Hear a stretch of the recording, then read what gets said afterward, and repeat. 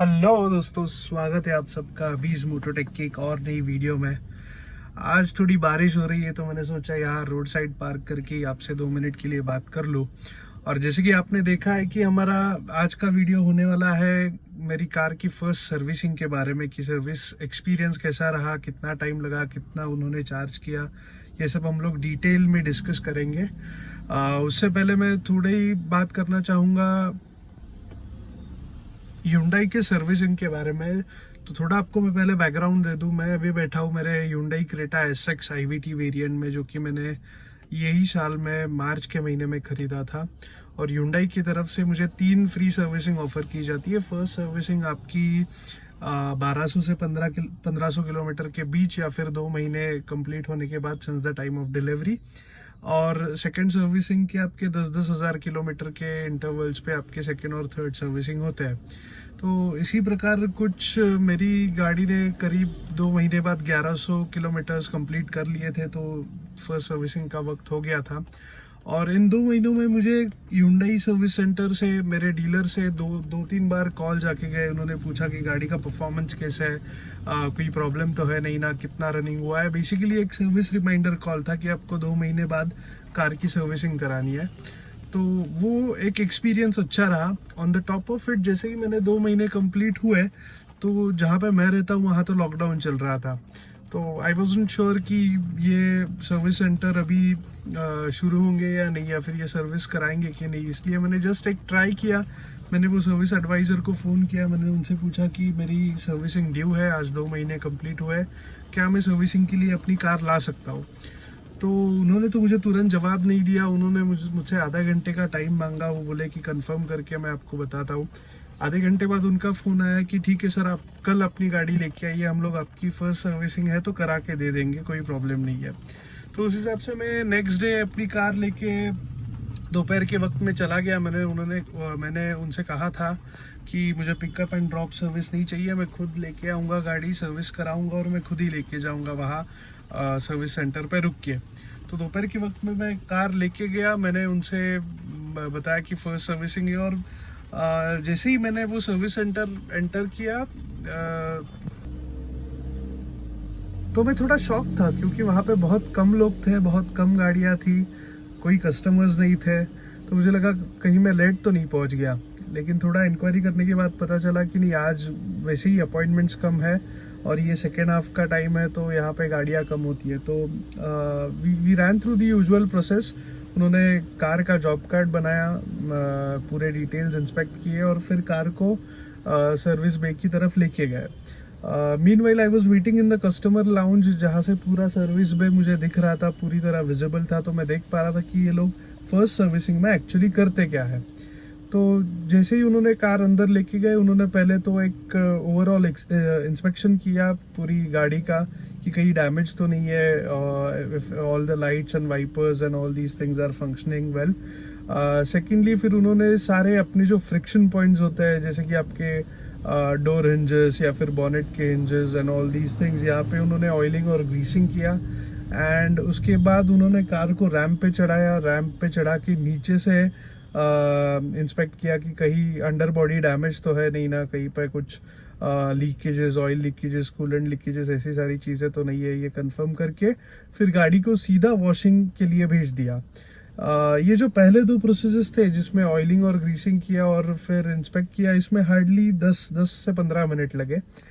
उसके बाद वॉशिंग के लिए जहाँ उन्होंने भेजा तो गाड़ी को लगे करीब 20 मिनट, क्योंकि वेटिंग तो था नहीं, लेकिन वो वॉशिंग अच्छे से करते तो 20 मिनट तो उनको लगते ही है। वॉशिंग करने के बाद उन्होंने गाड़ी अपना पूरा वाइप ऑफ किया और मुझे डिलीवर कर दी। डिलीवरी के टाइम उन्होंने मुझे कुछ एक्सप्लेनेशन तो दिया नहीं कि एग्जैक्टली उन्होंने किया क्या है फर्स्ट सर्विसिंग में, लेकिन क्योंकि मैंने देख रखा था अपने कस्टमर वेटिंग लाउंज से, तो मुझे पता था कि एग्जैक्टली क्या करते हैं। तो बेसिकली अभी अब तक आप समझ चुके होंगे कि ज़्यादा कुछ तो होता नहीं है फर्स्ट सर्विसिंग में। थोड़ा सा ऑयलिंग, ग्रीसिंग, इंस्पेक्शन और वॉशिंग होता है, एंड उसके बाद आपको गाड़ी दे दी जाती है। तो हार्डली मुझे 30 से 40 मिनट लगे ये फर्स्ट सर्विसिंग के लिए। और मेरे पास यहाँ पे इसका बिल भी रेडी है, जो कि इसकी डिटेल्स मैं आपको दिखाऊंगा। और मैंने कुछ वीडियोस भी आपके कस्टमर वेटिंग लाउंज से मैंने निकाले, जब गाड़ी सर्विस हो रही थी, इंस्पेक्ट हो रही थी, वॉश हो रही थी, तो मैं वो मैं ऐड करने वाला हूँ अभी।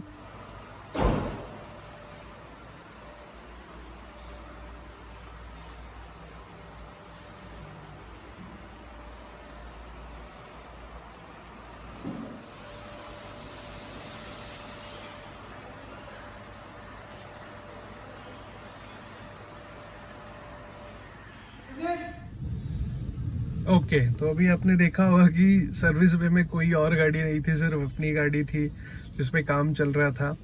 और सर्विस होने के बाद फिर उन्होंने अपना बिल बनाया और बिल हैंड ओवर किया, and I have the bill ready with me. So let me just give you a quick overview of the bill. मैंने अपनी डिटेल्स तो हाइड कर ली है, लेकिन आप देख सकते हैं उन्होंने सिर्फ मुझे कंज्यूमेबल्स के लिए चार्ज किया है।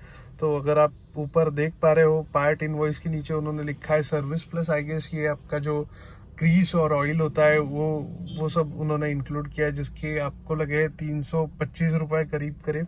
और उन्होंने कुछ 50 ml विंडशील्ड वॉशर ऐड किया है, उसके उन्होंने कुछ 17 रुपये लगाए। और फिर लेबर एंड सर्विसेज में तो आपका फ्री सर्विसिंग था, तो वो 0 चार्जेस थे। एंड इस हिसाब से फिर आपका GST लग के आपका फाइनल बिल बन जाता है कुछ 403 रुपये का। And at the same time एक चीज़ मैं ज़रूर दिखाना चाहूँगा कि यहाँ पे जिन्होंने सर्विस की गाड़ी और जो सर्विस एडवाइज़र थे जिनसे मेरा इंटरेक्शन हुआ, तो उनका नाम और यहाँ पे बॉडी टेम्परेचर उन्होंने मेंशन किया हुआ है, क्योंकि कोविड का टाइम चल रहा है। तो they had ensured all the safety measures even while servicing the car. So इस प्रकार कुछ लगभग 500 रुपये से 450 रुपये से भी कम का बिल हुआ है फर्स्ट सर्विसिंग का, विच आई थिंक इज कमेंडेबल। अभी सेकेंड और थर्ड सर्विसिंग में जैसे ही इंजन ऑयल और ये सब कंजम्पशन बढ़ेगा, तो पता चल जाएगा कि ये लोग एक्चुअल में कितने चार्ज करते हैं। अगर आपको मेरा ओवरऑल सर्विस एक्सपीरियंस में बताना चाहूँ, तो सर्विस एक्सपीरियंस अच्छा था। उसका फर्स्ट रीज़न ये है कि उन्होंने लॉकडाउन के टाइम पे भी मेरी गाड़ी सर्विस करा के दी, कंसिडर किया सर्विसिंग। ऐसे नहीं कि अभी लॉकडाउन चल रहा है तो आप जब लॉकडाउन खोलेगा तो आइए, उसके वजह से शायद सर्विस डिले भी हो जाता है, तो एंड ऑल दोज थिंग्स, तो वो नहीं हुआ। सेकेंड थिंग इज कि वेटिंग टाइम कम था। कस्टमर लाउंज की हालत कुछ ठीक थी नहीं, लेकिन ठीक है यार, अभी तो मतलब लोग भी नहीं थे, तो आई एम श्योर कि वो देखभाल करने वाले हाउसकीपिंग वाले लोग भी नहीं होंगे, तो दैट इज़ ओके। तो ओवरऑल सर्विस एक्सपीरियंस अच्छा रहा। चार्जेस तो आपने देख ही लिए, विच इज़ ओके, सेटिस्फैक्ट्री। अभी इससे कम क्या ही चार्ज करेंगे वो लोग, तो ये हो गया। और as a part of service feedback मुझे Hyundai की तरफ से करीब 3 से 4 बार कॉल आ चुका है कि आपका सर्विस एक्सपीरियंस कैसे रहा, और मैंने उनको ऑनेस्ट फीडबैक दे दिया है। जहाँ पे मुझे अच्छा नहीं लगा वहाँ पे मैंने बता दिया है। जैसे कि मुझे सर्विस एडवाइज़र ने एक्सप्लेन नहीं किया कि एग्जैक्टली फर्स्ट सर्विसिंग में होता क्या है। May be was a little busy, या फिर उन्होंने सोचा होगा कि फर्स्ट सर्विसिंग में बताने लायक कुछ चीज़ें होती नहीं। आई don't know what is his perception on it, but उन्होंने नहीं बताया। और जो कस्टमर डिलाइटमेंट नाम की जो चीज़ होती है, जो आपको फोर्ड या होंडा के सर्विस सेंटर्स में मिलती है, वो मिसिंग थी यहाँ पे। तो ये फीडबैक मैंने दे दिया है। आई डोंट नो क्या एक्शन लिया जाएगा। उन्होंने मुझसे at the end of the call ये भी पूछा कि do you want to give this as a feedback और एज अ कंप्लेंट। तो मैंने कहा कि नहीं, मुझे कंप्लेंट तो नहीं करना है, क्योंकि सर्विस एक्सपीरियंस तो मतलब ठीक था, एवरेज था। तो you take it as a feedback and probably you know let me experience the second service. उसके बाद मैं I will be able to judge if the overall experience was good or not. That's it. तो अगर आपके मन में कोई questions or queries हो related to servicing for Hyundai or any other car for Hyundai or any other brand, तो आप please comments में उसको post कर सकते हैं। वीडियो अच्छा लगा हो तो like कीजिए, और आप चैनल को भी सब्सक्राइब कर सकते हैं। अगर आपको मेरे वीडियोस अच्छे लगते होंगे तो मैं और भी कंटेंट बनाने वाला हूँ, especially on Creta and Hyundai in the coming days, and I'll keep you posted about it. Till then, thank you and see you again.